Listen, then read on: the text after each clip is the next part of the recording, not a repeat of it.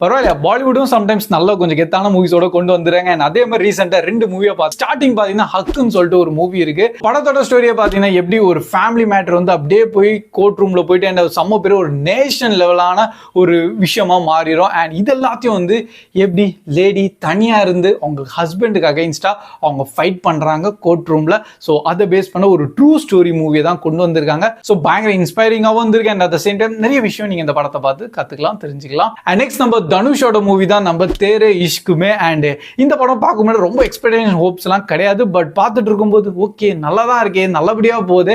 And கண்டிப்பா movie பார்த்தோன்னே அந்த ஃபீமேல் லீட் கேரக்டர் மேல உங்களுக்கு கொஞ்சம் கோவம் வந்துடும். ஆனால் அட் த சேம் டைம் படத்தோட எண்டிங் வைஸ்ல செம்மையா பண்ணியிருக்காங்க. ஸோ லைக் ஒரு எபிக்கான லவ் ஸ்டோரி, அதுலயும் கொஞ்சம் வார் சீக்வன்ஸ் ஆன கான்செப்ட் உள்ள மிக்ஸ் பண்ணிட்டு அண்ட் பிரில்லியண்டா கொண்டு வந்திருக்காங்க. முக்கியமா நம்ம ஹீரோ பிளஸ் அவங்க அப்பா சீன் வரும், பர்ஃபெக்டா இருந்தது. ஸோ இன்கேஸ் இந்த 2 படமே நீங்க பார்க்கலன்னா கண்டிப்பா ட்ரை பண்ணி பாருங்க. நெட்ஃபிளிக்ஸ்ல அவைலபிளா இருக்கு. அண்ட் இன்கேஸ் பார்த்துருந்தா எப்படி இருந்திருக்குன்னு கண்டிப்பா கமெண்ட் செக்ஷன்லயும் ஷேர் பண்ணிருங்க.